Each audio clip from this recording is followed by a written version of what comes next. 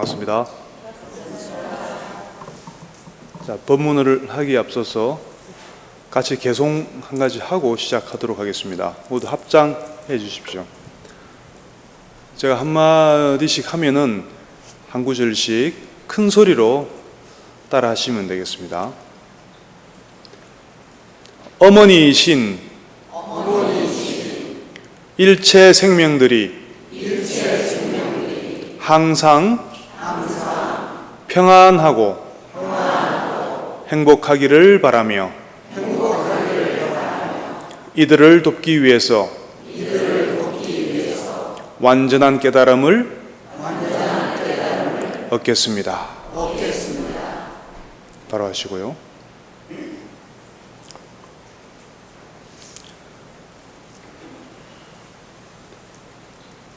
방금 했던 개송이 발보리심 개송이라고 하는 겁니다. 이 한마디에 방금 했던 개송에 불자들이 어떤 마음으로 기도를 하고 어떤 마음으로 발언과 회양을 해야 되는지 완벽하게 들어 있습니다. 왜 어머니이신 일체 생명들이라고 하냐면은 여러분들 지금 그 양옆에 앞뒤에 계시는 분들 한번 보십시오. 다들 아시는 분도 있고 처음 뵙는 분도 있고 그렇죠. 그런데 이 모든 분들이 다 과거 생에 한 번 이상은 나의 어머니였을 때가 있었다는 겁니다. 왜 그렇겠습니까? 우리 불교에서는 윤회전생을, 윤회환생을 이야기하지 않습니까? 그것도 한두 번이 아니고 10번, 20번도 아니고 수억 번, 수억억 번 이상을 무한한 세월을 윤회환생을 거듭해 왔습니다. 그 횟수는 우리가 천문학적인 숫자로도 표현할 수 없을 정도로 많은 횟수의 환생을 해왔습니다. 그 말은 천문학적인 숫자 이상의 많은 어머님이 존재했었다는 얘기입니다. 그렇죠? 이치상 말이 되지 않습니까?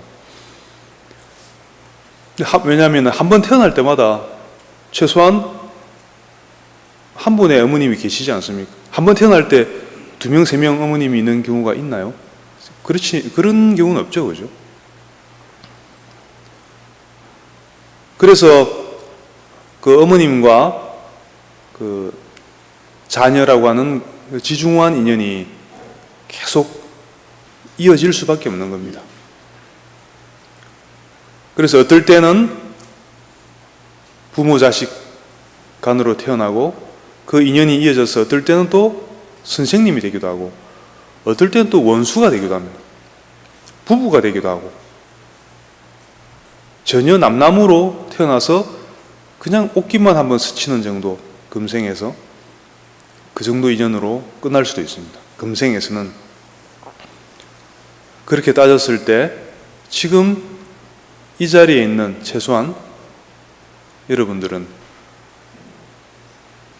일요법회 때 이 시간에 귀한 시간에 나오셔가지고 한 자리에 모여서 같이 법문을 듣고 있는 이 인연은 보통 인연이 아닙니다.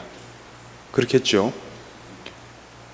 과거 생에 다 어머니였던 분들입니다. 다시 한번 옆에 앞뒤에 계시는 분들 보세요. 이제 좀 실감이 납니까? 그죠? 금생의 어머님은 한 분뿐이죠. 그렇지만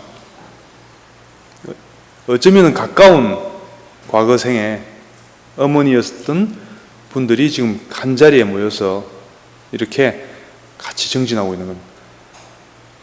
그렇게 따지면은 이 지구상에 있는 모든 생명들, 우리가 존경하고 사랑하는 사람들뿐만 아니라 그 미워하고 우리가 매일같이 험담하고 하는, 비방하는 그런 사람들조차도 과거에 나의 어머니였던 적이 있었다는 겁니다. 그것을 인정을 할 수 있다면은,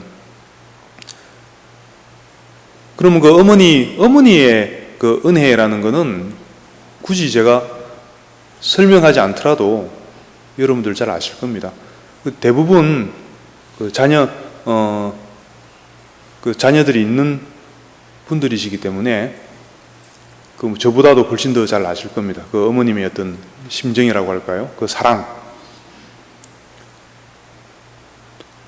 또 역으로 여러분들도 그런 사랑을 받고 자랐습니다. 그죠? 근데 그 어머님이 설사 좀 뭐 잘못하는 게 있고 밉고 하더라도 그 어머님을 우리가 버릴 수는 없지 않습니까? 어떻게 해서든지 잘 보조를 해드리고 좋은 방향으로 이끌어 드리려고 우리가 노력을 해야 되지 않겠습니까? 설사 잘못된 길을 간다 하더라도. 그래서 과거 생의 어머니였던 지금의 인연들, 우리 주위의 모든 생명들, 이분들을 봤을 때 사랑스럽고 존경스러운 사람도 있지만은 미운 사람들도 있다는 거죠. 싫은 사람, 못마땅한 사람들도 있다는 거죠. 그런 사람들조차도요, 우리 과거의 어머니였다는 것을 생각을 한다면요, 미워할 수만은 없는 인연이 있다는 거죠. 그래서 그런 사람들이 잘못하는 점들은 우리가 잘 지적하고 잘 이끌어주고 좋은 방향으로 이끌어주고 하더라도 마음속에서 미워하는 마음을 가져서는 안 된다는 겁니다. 미워하고 싫어하는 마음을 가지고 대해서는 안 된다는 겁니다. 그 상대가 완전히 남남일 수도 있고 내 자식일 수도 있습니다. 나의 남편일 수도 있고. 보통 본인의 남편, 부살님들 입장에서 남편들을 대해서 이야기할 때 저 원수 그러죠. 왼수 그래요. 왼수. 원수하고 왼수는 조금 틀리죠. 어감이. 원수는 진짜 원수고 왼수는 원수지만 조금 그래도 한편으로는 사랑하는 마음이 있는 원수가 왼수죠. 보통 이 왼수 덩어리 그러잖아요. 왼수 덩어리. 근데 이제 실제로 이제 나를 많이 괴롭게 할 수도 있습니다. 그럼에도 불구하고 우리 불자라면요, 이 개송을 잘 기억하셔서 이분도 지금 나를 이렇게 터무니없이 막 괴롭히고 하지만은 언젠가는 나의 어머니였던 적이 있고 나에게 무한한 사랑을 베풀었던 적이 있다는 것을 기억을 한다면요, 내가 그 사람을 미워할 수만은 없다는 겁니다.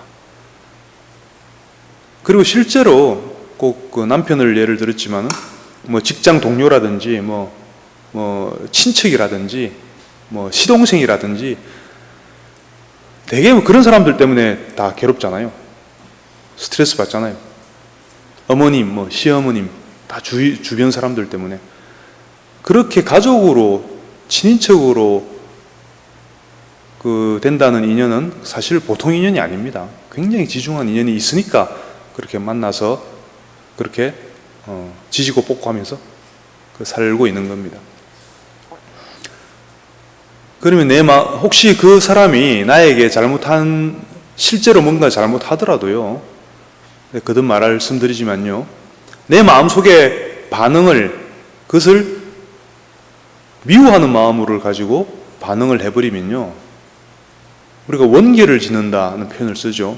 마음속에 또 다른 악업을 또 만들게 되는 겁니다.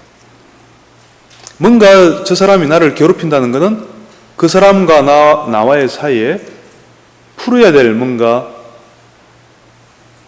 원결, 그러니까 좋지 않은 업이 있다는 겁니다. 안 좋은 업이 있으니까 지금 나를 괴롭히는 겁니다. 그러면은 미운 마음으로 진심으로 대응할 것이 아니고 우리가 보리심으로 부처님과 같은 마음으로 대했을 때 그때 비로소 그 업이 녹고 그 업이 녹아야지 그 관계에서 불편한 점들이 진짜로 풀어지게 되는 겁니다.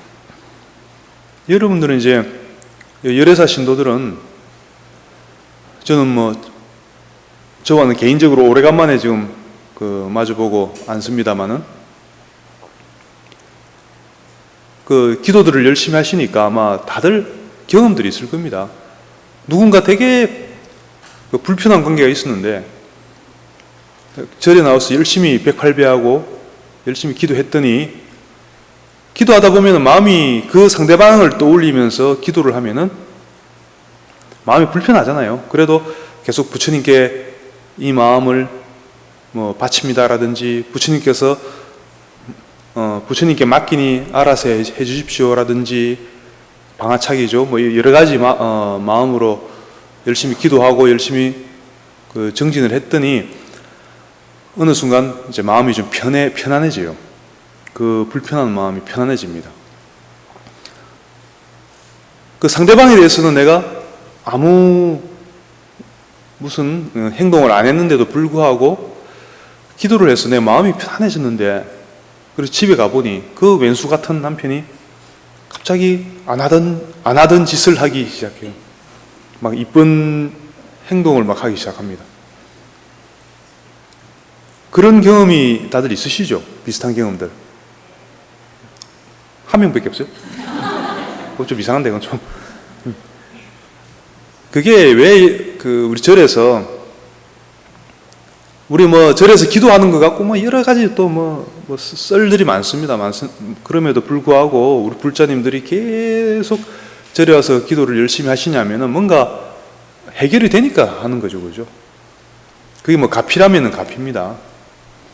근데 그게 희한한 것이, 첫째로 내 마음에서 해결이 돼야 됩니다. 기도를 하든 참선을 하든 경전 공부를 하든 사경을 하든 뭐든지 좋습니다. 내 마음이 편안해져야 됩니다. 근데 편안해지는 방법은 사람들마다 조금씩 다를 수 있습니다. 그 인연이 틀리고 근기가 틀리기 때문에 어떤 사람은 사경을 하면 마음이 그렇게 고요해지고 평안해지는 사람이 있는가 하면은 어떤 사람은 사경하려고 하면은 이 펜 들 때마다 짜증나는 사람도 있고 또 참선을 해야지 마음이 편안해지는 사람이 있고 다 틀립니다. 본인 나름대로 어느 정도 알고 있을 겁니다. 어떻게 하는 것이 마음이 고요해지고 편안해지는지 그걸 계속 하시면 됩니다. 계속 하시다 보면요, 첫째로 내 마음이 편안해지면은 내 주의가 편안해지게 되어 있습니다. 우리가 바깥 경계, 바깥이라고 하지만은 여러분들이 계속 공부하시다 보면 이제 차차 아시게 되겠지만은 안과 밖이라는 게 원래 없습니다. 내 마음 안이 있고 마음 밖이라는 게 원래 없는 겁니다. 우리 분별로 그렇게 정해놓은 것이지. 그래서 그게 가능한 겁니다. 마음 안과 마음 밖이 원래 없다면은 이 마음에서 뭐가 변화가 일어나면은 바깥에, 그러니까 내 주위의 사람들이나 주위 환경이 또 바뀌게 되어 있는 겁니다. 그게 정확하게 업의 원리에 의해서 그렇게 되는 겁니다. 그래서 일체유심조란 말도 있지 않습니까? 내가 어떻게 느끼고 어떻게 받아들이느냐. 똑같은 상황이라도 요즘 날씨가 덥지 않습니까? 날씨가 더운데 덥고 후덥지근하면은 막 짜증 나잖아요. 보통 더워 죽겠다 그러잖아요. 근데 그 만약에 온도가 1도씩 올라갈 때마다 내 통장에 100만 원씩 누가 돈을 넣어준다 그러면은 얼마나 행복하겠습니까? 한 40도 얼마든지 올라갈 때마다 춤을 추겠죠. 너무 행복해서. 통장 잔고 확인하면서. 똑같은 40도인데 어떤 사람은 짜증나 죽겠다 그러고 어떤 사람은 행복해 죽겠다고 하는 반응이 딱 달라지죠. 그러면 행불행은 어디에 있는 겁니까? 날씨에 있는 겁니까? 행불행이? 마음에 있는 거죠. 어떻게 받아들이느냐에 있는 거죠. 똑같이 남편이 나에게 자꾸 괴롭힌다는 거죠. 맨날 술 먹고 들어오고 막 말도 안 듣고 자꾸 행패 부리고 그런다는 거죠. 예를 들면 그러면 그것 때문에 나 못 살겠다고 이제 생각하고 짜증난다고 생각하겠지만은 한편으로는 생각을 돌려가지고 이분과 나 사이에 해결해야 될 뭔가 업이 있구나 생각하고 열심히 참회기도 하고 해서 내 마음 안에 있는 그 업장을 녹이는 공부를 해서 정말로 업을 녹인다면요, 그럼 그 나를 괴롭히는 그 남편이 그대로 보살이 되는 겁니다. 보살이 관세음보살이 따로 있는 게 아닙니다. 우리 주위에 항상 나와야 만나는 사람들이 그대로 관세음보살이 될 수가 있고 문수보살이 될 수 있고 부처님이 될 수가 있는 겁니다. 그 누가 결정하죠? 그거는 내가 내 마음 속에서 결정하는 겁니다. 불국토를 장엄한다 이런 표현이 나오는데 경전에 불국토라는 건요, 지금 이 세상은 속세고 이 세상 말고 따로 다른 세상에 무슨 그 불국토라는 게 있어가지고 그 가야 된다. 이거는 우리가 방편설이라고 합니다. 임시 방편으로 진실된 말이 아니라는 얘기입니다. 그 진짜 진실된 말은 뭐냐면은 지금 이 세상이 그대로 불국토예요. 부처님들이 우글거리 좀 이상하다. 부처님들이 엄청 많이 다니시는 불보살들이 사시는 불국토가 어디입니까? 지금 여기입니다. 이 자리입니다. 여러분들은 그게 그렇게 보이십니까? 지금 여러분들이 살고 있는 세상이 그대로 불국토라는 게 느껴지십니까? 기도하시다 보면 잠깐 느껴질 때가 있긴 합니다.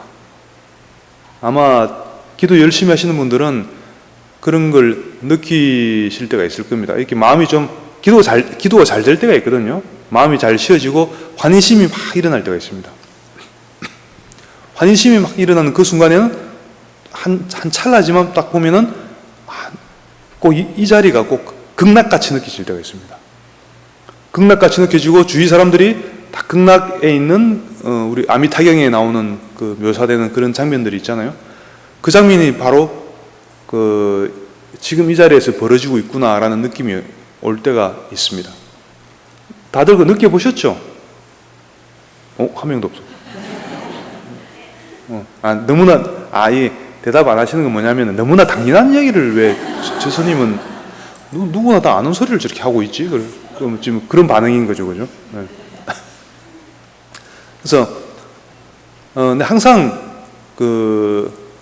내 마음을 다스린다는 건요, 항상 마음이 산란하지 않게 하나에 집중하고 그리고 그 마음을 쉬는 것, 그것을 이야기하는 겁니다. 그렇게 그것을 유지할 수 있으면요, 차차 내 주위 사람들한테부터 시작되겠죠.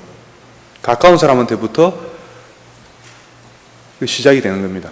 여러분들이 공부가 스스로 수행의 그 깊이라고 할까요? 공부가 얼마나 많이 됐는지 점검할 수 있는 방법이 있습니다. 아주 간단합니다. 여러분들 스스로 공부를 점검하기 위해서요, 꼭 굳이 큰 스님한테 안 찾아가도 됩니다. 어떻게 점검하면 되겠습니까? 여러분들 주위에 부처님이 많은지 도둑놈 사기꾼들이 많은지 한번 생각해 보세요. 딱 잠깐 생각해 보세요. 내 주위에 어떤 사람들이 많지? 아무리 봐도 부처는 하나도 없고 그 법을 설하는 스님들조차도 부처님으로 안 보이고 참 사기꾼 같고 거짓말하는 것 같고 누가 내 남편까지도 그냥 왼수 덩어리고 이렇게 보이면은 그게 무슨 뜻이겠습니까? 여러분들 마음이 그만큼 어둡다는 겁니다. 어둡다는 것은 분별 집착하는 마음이 강하다는 겁니다. 내 마음에서 분별이라는 건 딱 갈른다는 얘기예요. 이쪽 저쪽 갈른다는 얘기예요. 옳고 그름, 좋고 나쁨 이렇게 갈라놓고 보기 때문에 한번 못마땅하게 보이는 사람은 계속 못마땅하게 보입니다. 그렇죠? 한번 못마땅하게 보기 시작하면은 그 사람은 계속 못마땅한 것만 보이게 되어 있습니다. 그럼 결국은 계속 싸울 일밖에 남지 않겠죠. 근데 한번 상대방을요, 좋게, 존경스럽게, 거룩하게 보기 시작하면요, 또 한정없이 그렇게 또 보이기 시작합니다. 그럼 상대방은요, 과연 못마땅한 사람일까요? 거룩한 사람일까요? 상대방은요? 상대방은 그러니까 실감이 안 나죠. 여러분들 남편은요? 자, 지금 한번 떠올려 보십시오. 여러분들 남편이 아주 왼수 덩어리입니까? 아니면 부처님입니까? 어떻게 느껴지냐는 거죠, 여러분한테. 한번 떠올려 보세요. 자, 부처님처럼 느껴지는 사람, 손 들어 보세요. 오, 역시. 예. 근데 왜 손 안 드는 사람은 뭐죠? 자, 그럼 부처님이 왼수 덩어리로, 부처님이란다. 남편이 왼수 덩어리로 보이는 사람. 손은 안 들지만, 손은 들고 싶지만, 손을 지금 차마 못 들고 있는 거죠. 자, 그러면은 간단합니다. 스스로 한번 자신의 공부를 체크를 해보세요. 내 주변에 가까운 사람부터 시작하세요. 어떻게 그 사람이 나한테 어떻게 보이는가를 체크하세요. 실제로 아마 주변에 여러분들을 굉장히 괴롭히는 사람, 불편하게 만드는 사람이 한두 명쯤은 있을 겁니다. 그렇죠? 뭔가 불편한 사람들. 그거는 여러분들이 아직 공부가 덜 됐다는 얘기입니다. 그렇다고 실망하실 필요는 없습니다. 어차피 공부가 완벽하게 된 사람은 없습니다. 그죠? 항상 부족한 부분이 있게 마련이고, 그거를 계속 이렇게 보완하고 수정하면서 이렇게 발전해 나가는 겁니다. 발전해 나가는다는 것은요, 끝은 어디가 끝이라고는 아무도 모릅니다. 심지어 부처님조차도요, 본인 스스로는 공부가 끝났다고는 생각을 안 하시는 겁니다. 계속해서 좋은 업을 짓고요, 경전에도 나오죠. 계속. 왜냐하면 물론 그렇게 정진하시는 동기나 목적 자체가 중생들하고 틀리긴 하지만 부처님도 계속 끝없이 정진하시는 겁니다. 하물며 우리 같은 사람들은 첫 술에 바로 완벽해질 수는 없겠죠. 그래서 항상 조금 잘 안 되고 부족하더라도요, 계속 그것을 연습을 하시고 스스로 체크를 하시면서요, 계속 정진해 나가시면요, 발전을 하게 되는 겁니다. 근데 실제로 어떤 현장에서 가족 관계 또는 직장에서 사람들 관계에서 불편한 마음이 일어날 경우가 많습니다. 사실은 제일 큰 주제가, 우리 수행을 한다고 하지만요, 대상이 되는 마음은 화입니다. 화. 첫째 주제는 그렇지 않습니까? 화병. 누구 때문에 성질나서 못 살겠다, 짜증나서 못 살겠다, 이런 식이잖아요. 근데 우리 불교에서 말하는 반야라는 것은 뭐냐면요, 반야 말 그대로 하면 지혜잖아요. 지혜. 괴로움의 원인을 보는 겁니다. 근데 우리가 괴로움의 원인을 못 보기 때문에 괴로움이 계속 일어나는 겁니다. 왜 못 보는 걸까요? 예를 들어 남편이 왼수덩어리인데, 자꾸 남편을, 거사님도 계시니까, 부인이 왼수덩어리인데, 아침마다, 요즘은 그런다대요. 40대는 밥 차려달라 그랬다고 얻어맞고, 눈 떴다고 얻어맞는 게 50대인가 60대인가 그렇죠. 그죠? 그런 이야기가 있대요. 그러니까, 기왕이면 좀 이렇게 행복하게 사시면 좋을 텐데. 근데 누군가가, 남편이든 부인이든요, 누군가가 저 사람 때문에 내가 화가 나 죽겠다, 짜증나 죽겠다, 이렇게 이야기하거든요. 그게 맞는 말입니까? 그 말만 놓고 봤을 때. 누구 때문에 내가 화가 난다, 이게 말이 됩니까? 절밥 좀 몇 년 이상 드셔보신 분들은 그게 말이 안 된다는 것을 최소한 당장 나는 그렇게까지는 안 되더라도 이치상으로는 그죠? 말이 안 된다는 걸 이해할 수 있습니다. 아까 말씀드렸지만은 저 사람이 남편이 나를 괴롭히는데 남편 때문에 짜증이 난다는 거죠. 근데 그 남편이 나를 괴롭힐 때마다 통장에 100만 원씩 들어온다면 반대로 행복해지겠죠. 그러면 남편한테 원인이 있는 게 아니잖아요. 그럼 나를 화나게 하는 것은 누굽니까? 나 자신이죠. 정확하게 말하면 내가 해놓은 내 마음속에 설정해 놓은 분별심이죠. 분별심. 저 사람은 이러저러 해야 된다. 이렇게 하는 게 옳고 저렇게 하는 건 그러다. 나는 최소한 이 정도 대우는 받아야 된다. 기타 등등 이런 식의 우리가 알게 모르게 의식적으로 무의식적으로 설정해 놓은 그런 틀들, 고정관념들이 엄청나게 많습니다. 그거는 어릴 때부터 이렇게 형성되어 온 그런 고정관념의 틀들은요 어마어마하게 많고 그것이 우리의 의식, 무의식을 딱 이렇게 잡고 있는 겁니다. 그것에 의해서 무의식적으로 상대방에 대해서 우리가 반응을 하게 되는 거죠.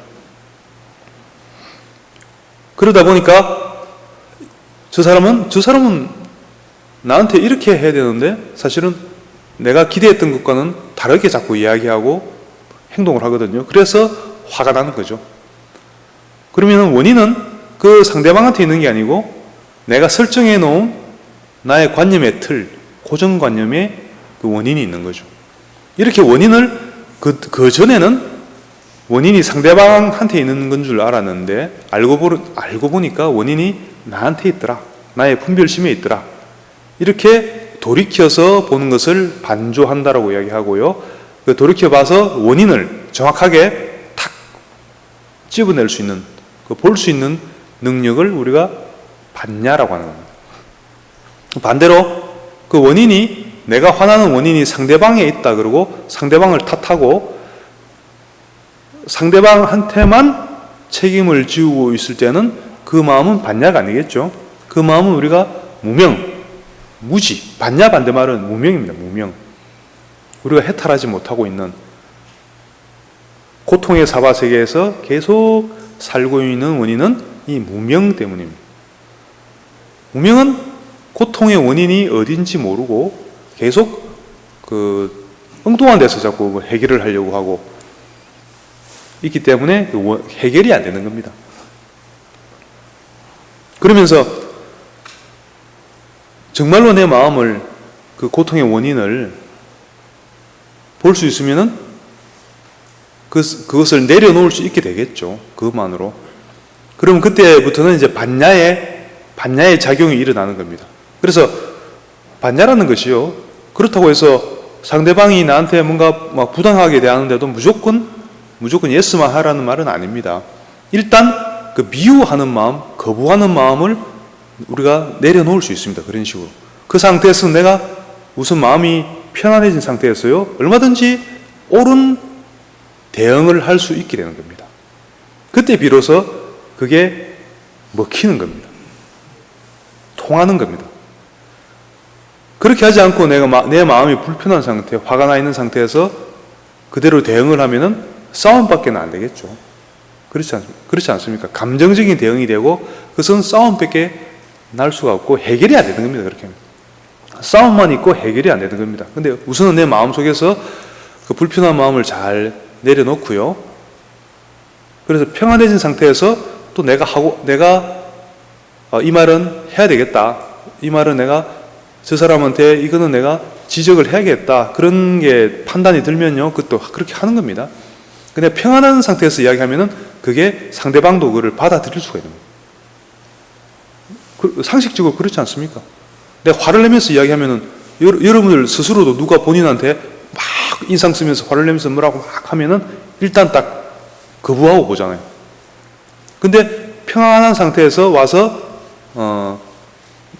아주 편안하고 고요한 마음으로 와서 너 죽을래? 이렇게 이야기하면은 그래 죽지 뭐 이렇게 그런 마음이 일어날 수 있다는 거죠. 그렇죠? 그렇지 않습니까? 그죠?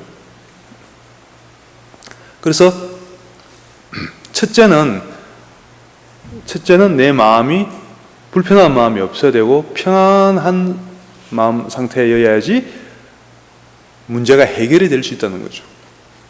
근데 이제 여기서 문제가 생기죠. 들을 때는 알겠는데 법문 들을 때는 조문 딱 나가는 순간 갑자기 자동적으로 그 마음이 비워져 버리죠. 마음이 고요해지진 않는데 그게 내가 뭘 듣긴 들었는데 뭐 재밌게 듣긴 들었는데 뭐 들었는지 모르겠고 집에 저 문 나가는 순간 벌써 잊어버리죠. 그래서 한번 조금 더 구체적으로 여러분들한테 그 설명을 드리고 한번 실습도 해보고 그렇게 해보도록 하겠습니다. 결국은 감정의 문제입니다. 그렇죠? 감정. 특히 화가 난다 할 때 구체적으로 내 마음속에서 화가 날 때 이걸 어떻게 처리를 해야 될 거냐는 문제가 남습니다. 아까 말씀드렸지만 그 화라는 괴로운 감정의 원인을 바로 딱 볼 수 있고 바로 내려놓을 수 있으면 제일 좋겠죠. 그런데 그게 제일 좋지만은 실제로 해보면은 그렇게 잘 안 되는 경우가 많잖아요. 그래서 방편이라는 게 필요한 겁니다. 예를 들면 화가 났을 때 왼수 덩어리 때문에 화가 났다. 화가 났을 때 여러분들 대부분 19은 어떻게 반응을 하죠? 내 마음 안에서 화가 일어났죠. 그럼 어떻게 반응을 하죠? 대개는 불자들 같은 경우는 이제 막 그거를 없애려고 하고 그거를 좀 자비로운 마음으로 바꾸려고 할 겁니다. 그죠? 그렇게 절에 와서 108배 기도를 한다든지 뭐 다른 일을 한다든지 그래서 이 화라는 감정에서 벗어나고 싶어 하는 뭐 그런 뭔가를 하겠죠. 그죠? 근데 해보면은 실제로 해보면 어떻습니까? 잠깐 좀 깔아넣은 것 같은데 정말 내가 화가 많이 났을 때는 그렇게 해서 또 해결이 안 됩니다. 오히려 화라는 감정은요, 내가 깔아앉히려고 하면 할수록 어떤 게 있습니까? 잠깐 깔아앉은 듯 하다가 조금 돌아서 보면은 불같이 다시 확 일어나 버리죠. 마치 스프링하고 똑같습니다. 뭐 눌리면은 막 힘으로 눌리면은 조금 눌려지는 것 같은데 좀 지나면 그게 팅 하고 올라올 때는 그 전보다 더 세져갖고 올라와 버리죠. 이게 현실입니다. 현실. 그죠? 실질적으로는 잘 안 됩니다. 그래서 이 화라는 감정을 눌러버리려고 하고 벗어나려고 하는 것을 우리가 억압한다 이렇게 표현을 하거든요. 그러면 이제 또 다른 반응하는 방법은 어떤 게 있죠? 그걸 표현해버리죠. 실제로 상대방한테 야, 이 왼수 덩어리 하고 뭐 집어 던진다든지 실제로 그 화를 상대방한테 표현을 해버리죠. 그러면 이제 어떤 후환이 있습니까? 많은 후환이 따르겠죠. 이제는 내가 요만한 관계 집어 던졌는데 바위 덩어리 같은 관계 날라온다든지 한동안 괴로운 생활을 또 해야 되겠죠. 남편이면은 좀 그나마 나을 수 있는데 직장 상사한테 열받았다고 내가 뭘 요구하고 집어 던졌다가는 그 다음부터 이제 아주 편안하게 쉬게 되겠죠. 집에서 그냥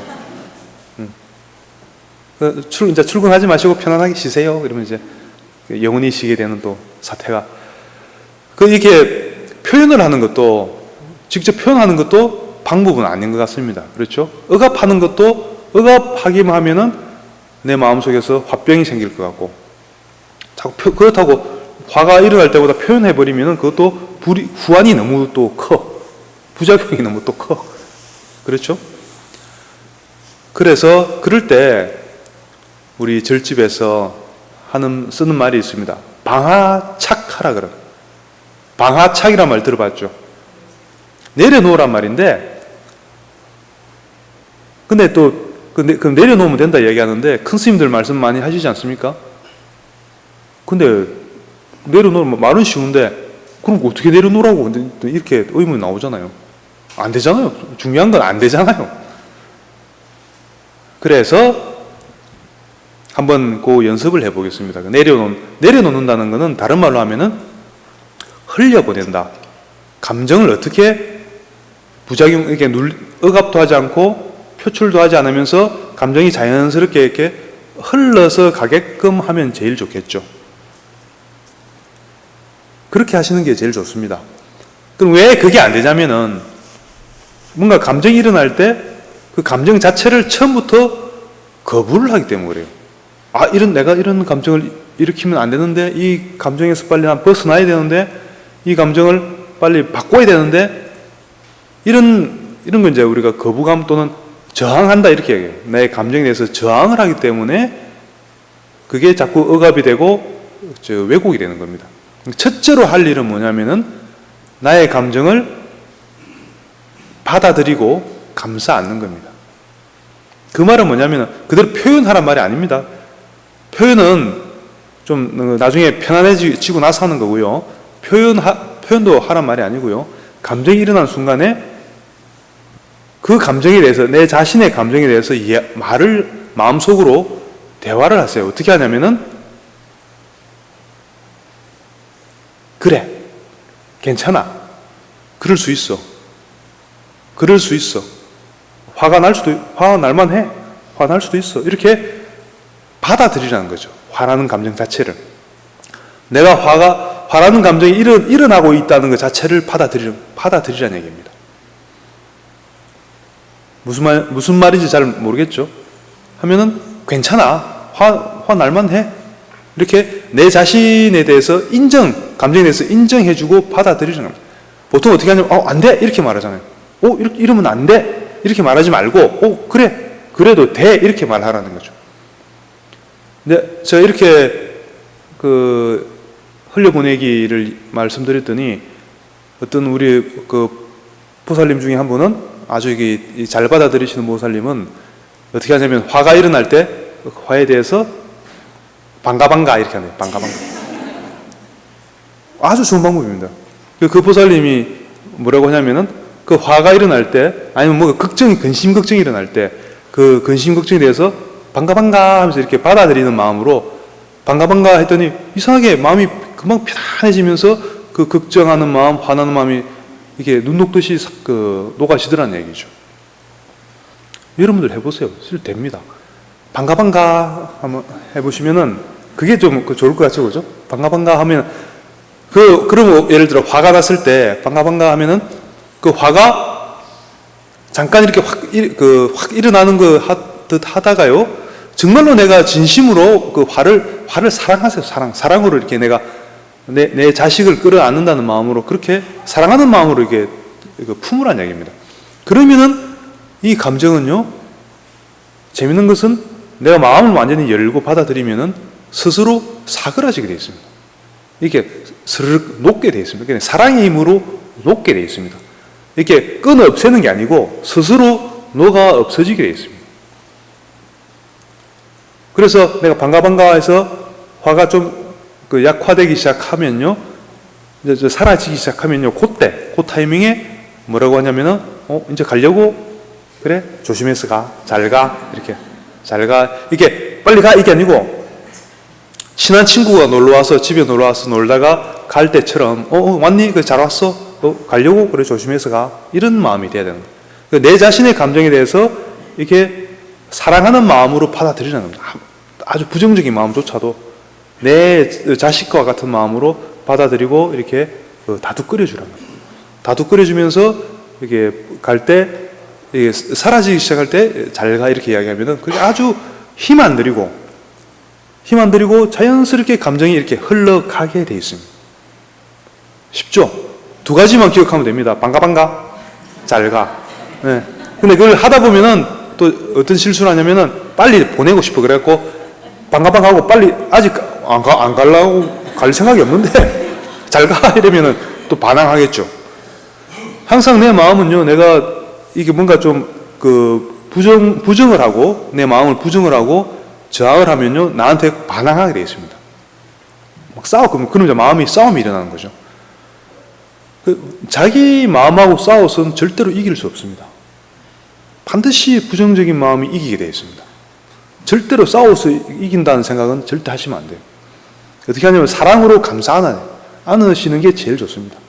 감싸 안고 흘려보내면은 힘 하나도 안 들이고 나의 감정을 다스릴 수 있게 됩니다.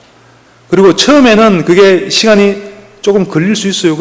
걸린다고 해봐야 아마 1, 2분입니다. 그래, 그 시간이 좀 걸리는데 자꾸 하면 할수록 이게 또 숙달이 됩니다. 숙달이 돼가지고 처음엔 1분 걸리던 게 30초, 10초, 나중에는 뭐 2초, 1초 이렇게 전혀 그 마찰이 없이 내 마음이 나중에 자동적으로 올라왔다가 내가 슬쩍 보기만 해도 저절로 이렇게 자연스럽게 흘러가지는 그런 경지가 되는 겁니다. 아시겠죠? 자, 한 번만 해볼까요? 간단하게.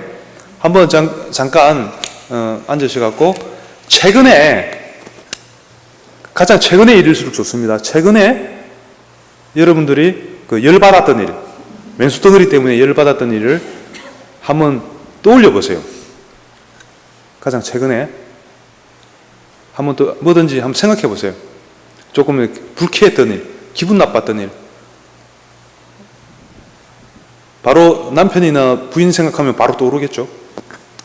떠올려갖고 그럼 그 감정을, 그때의 감정, 불편한 감정을 잠깐 느껴보세요. 요때는요, 상대방을 생각하지 말고요, 그 감정, 자신의 불편한 감정, 짜증나는 감정, 그걸 한번 느껴보세요. 충분히 느껴보세요. 느끼면서 그 감정에 대해서 미소를 지으면서요, 그 감정에 대해서 이야기하세요. 반가 하고. 네. 소리 내서 말 안 해도 됩니다. 마음속으로 자기 자신의 감정에 대해서 반가 하고 따뜻하게 맞이해 주세요. 따뜻한 마음으로 맞이하세요. 그 마음을. 그래, 화가 났지? 그래, 그럴 수 있어. 이런 마음. 반가 하고.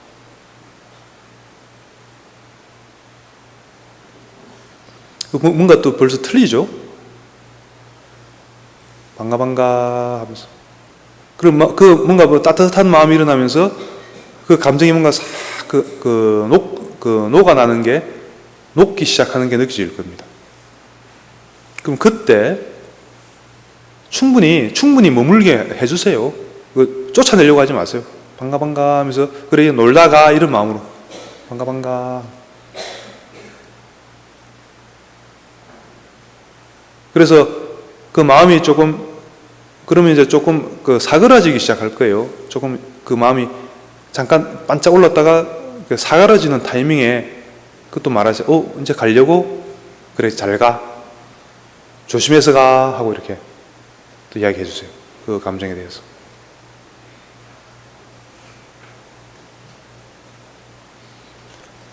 자, 이제 눈들 뜨시고 잠깐 한번 체험해 봤습니다.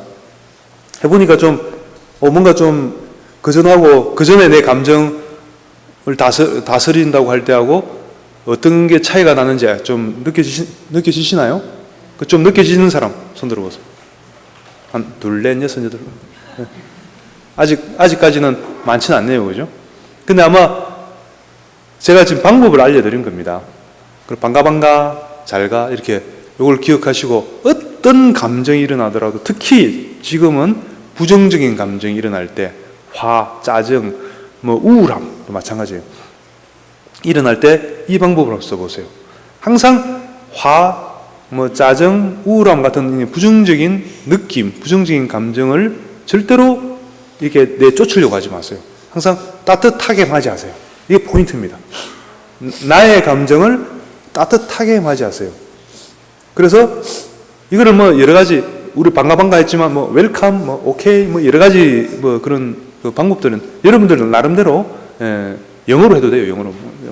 중국어 잘하면 중국어 해도 되고, 그건 아무 상관없습니다. 어쨌든 따뜻한 마음으로 맞이하라는 겁니다. 그게 최고의 감정 다스리는 방법입니다.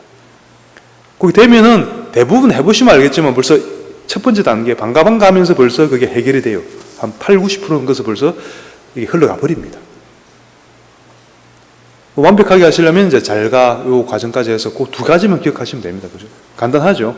이게 간단한데 엄청난 그 소스가 될 수가 있습니다. 이 부분이 처리가 안 되면요, 여러분들은 기도를 하든 참선을 하든 뭘 해도 안 되게 되어 있습니다. 왜 안 될까요? 한번 철야 기도하려고 하는데 열심히 하는데 처음에 1시간 정도는 좀 잘 되다가 조금 지나면은 망상이 일어나기 시작하죠. 옛날에 10년 전에 내가 100원 빌려줬는데 저 인간이 왜 안 갚고 지금까지 나를 괴롭히나, 이런 마음부터 해서 온갖 생각들이 일어나면서 그게 미해결된 감정의 엉어리라고, 이걸 심리학에서는 블록이라고 합니다. 블록들이 있기 때문에 이게 망상의 형태로 일어나는 거예요. 이런 것들이 하나하나가 다 이렇게 흘려보내야 되는 겁니다. 흘려보낸다는 것은 그 업장이 소멸된다는 이야기입니다. 이렇게 흘려보내지 않으면요, 계속 망상이 일어납니다. 그래서 내가 뭔가 집중해서 뭐 한번 해보려고 기도를 하든 화두를 들든지 공부를 하든지 해보려고 하면, 조금만 해보려고 하면 그게 또 일어나죠. 일어나서 계속 방해합니다. 그 망상이. 그 망상이란 게 뭐냐면은 이 부분이 해결이 안 되기 때문에 그런 망상들이 다 일어나는 거예요. 그럼 이 부분이 해결이 되면요, 그 순간에, 망상이 일어나는 순간에 이렇게 흘려보낼 수 있으면요, 그래서 해결이 되면요, 여러분들은 뭐든지 할 수가 있습니다. 이제 뭐 해도 다 성취를 할 수가 있다는 얘기죠. 근데 이 부분이 해결이 안 되면, 제 장담하건대요, 여러분들이 산속에 들어가서 도 닦는다고 30년, 40년 해도 안 됩니다. 진짜 안 되는지 한번 실험해보고 싶으면 해보세요. 한 30년 뒤에 30년 해봤는데요, 진짜 안 되네요. 그리고 오셔도 뭐, 제 아는 그 사형 스님 평생 선방만 다니셨는데 한 40년 정도, 하도 선방에 있으면은 그 주위 같이 사는 스님들하고 트러블이 많이 생겨서 산속에 사람들 아무도 없는 깊은 산중에 들어가서 정진하면은 이제 좀 되겠지. 그래서 정말 한 번은 정말 움막 같은 데 구해가지고, 뭐 그런 사람들 요즘 TV에도 한 번씩 나오대요. 그렇게 사는 사람들 있잖아요. 그래서 아무도 인적 없는 데 들어가서 살았는데, 처음에 한 사흘 정도는 그렇게 좋더래요. 막 시냇물도 흐르고, 막 새가 지저귀고, 햇살이 따뜻하고, 그래 좋았는데, 한 사흘 정도 지나니까 그 시냇물이 시비를 걸고, 새가 한 번씩 그 욕하고 가고, 햇살이 계속 나를 괴롭히고, 이제 그렇게 되더랍니다. 왜냐면 내 마음에서 이게, 거듭 말씀드리지만 다 마음의 문제거든요. 오직 마음뿐이라고 하잖아요. 마음에서 뭔가 해결이 안 되니까 어디 갖다 놔도 그 똑같은 문제가 생기는 거예요. 무인도에 가 있어도 절대로 해결 안 됩니다. 그래서 이 흘려보내기, 이 부분이 핵심입니다. 이 부분이 해결이 안 되면요, 여러분들은 뭘 해도 성취를 못 합니다. 집중이 안 된다는 얘기죠. 우리가 마음을 하나로 모아서 집중하는 것을 얼마나 유지할 수 있는가에 따라서, 그게 세속의 일이든 뭐 수행에 이르든 간에 그게 성취를 하느냐 못하느냐는 바로 그게 달려 있는 거거든요. 얼마나 내가 망상 없이 몰입할 수 있느냐, 여기에 달리는 건데, 이 부분이 해결이 안 되면 그게 안 되는 겁니다. 아시겠죠? 그래서 오늘 배우신 걸 잘 기억하시고요. 꼭 매 순간순간마다, 일어나는 그 순간순간마다 잘 흘려보내셔서 편안한 마음으로 사시기 바라고요. 그래서 처음에 했던 우리가 발보리신 개송의 의미는, 어머니이신 일체 생명들이 항상 평안하고 행복하기를 바라면서 이들을 돕기 위해서 완전한 깨달음을 얻겠습니다. 이건데, 완전한 깨달음을 얻겠습니다, 이게 결론인데, 뭘 위해서요? 나 자신을 위해서가 아니죠. 어머니였던 일체 생명들이 항상 평안하기를 바라는 마음. 왜냐하면 어머니이니까 평안하기를 바라는 마음으로. 근데 당장은 힘이 없으니까 이 힘과 지혜를 길러서 부처님처럼 돼가지고, 그래서 이 완전한 깨달음을 얻어서 이것으로, 이 힘으로 어머니였던 이분들을 돕겠다, 이 마음으로 이런 동기를 가지고 항상 기도를 하시면요, 꼭 이렇게 발언을 하세요. 기도 시작하기 전에 이렇게 발언하고, 회향할 때도 이런 마음으로 회향을 하셔야 됩니다. 그러면 단 5분을 기도하시더라도 그 어마어마한 공덕이 생길 수가 있습니다. 왜냐하면 이 보리심의 마음은 곧 부처님의 마음이기 때문에 그 말은 내 안에 바로 뭐랄까요? 부처님과 바로 통하게 된다는 이야기입니다. 그 상태에서 기도를 하거나 정진을 하면요, 이 세상에 일체 장애가 사라질 것이고 그 성취하지 못할 것이 없게 될 겁니다. 아시겠죠? 그래서 오늘은 감정 흘려보내기, 그 보리심 두 가지를 제가 알려드렸으니까요, 꼭 실천들 잘 하시기 바라면서 마지막으로 발부르신 개성 같이 한번 하면서요, 오늘 본문을 마치겠습니다. 자, 한 구절씩 해볼게요. 자, 어머니이신 일체 생명들이 항상 평안하고 행복하기를 바라며 이들을 돕기 위해서 완전한 깨달음을 얻겠습니다. 예, 성불하십시오.